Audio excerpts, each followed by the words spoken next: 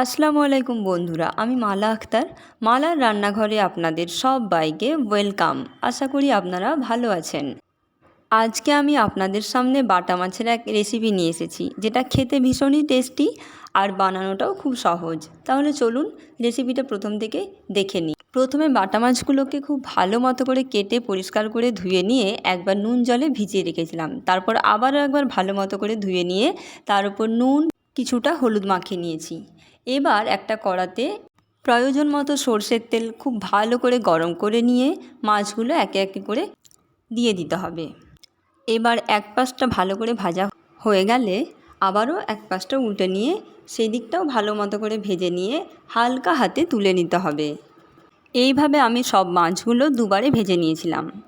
ভিডিওটি ভালো লেগে থাকলে প্লিজ একটা লাইক করুন, আর যদি আমার চ্যানেলে নতুন হয়ে থাকেন তাহলে সাবস্ক্রাইব বাটন অন করে অল নোটিফিকেশান প্রেস করে রাখুন, যাতে আমার ভিডিও সবার আগে আপনার কাছে পৌঁছতে পারে। এবার ওই তেলেই কালো জিরের ফোড়ন দিয়ে দুটো মাঝারি সাইজের পেঁয়াজ আর একটা বড় সাইজের টমেটোকে সরু সরু করে কেটে নিয়ে দিয়ে দিতে হবে। এবার খুব ভালো করে নাড়াচাড়া করে নিয়ে প্রয়োজন মতো নুন দিতে হবে।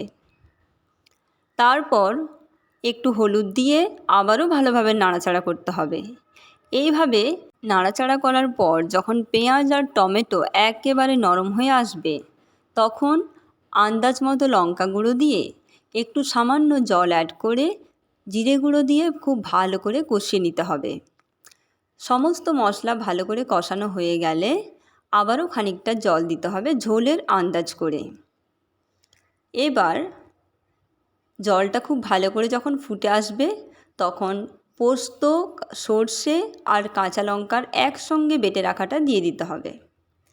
এবার সব কিছু একটু ফুটে এলে ভেজে রাখা মাছগুলো দিয়ে ধনেপাতা আর ঝালের পরিমাপ বুঝে কাঁচা লঙ্কা দিয়ে ভালোভাবে একটু ফুটে এলে 2-4 দানা চিনি আর একটু সামান্য সর্ষের তেল অ্যাড করে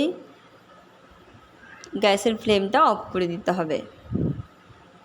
তৈরি হয়ে গেল দারুণ স্বাদের এক বাটা মাছের রেসিপি। আজকে তাহলে এই পর্যন্তই।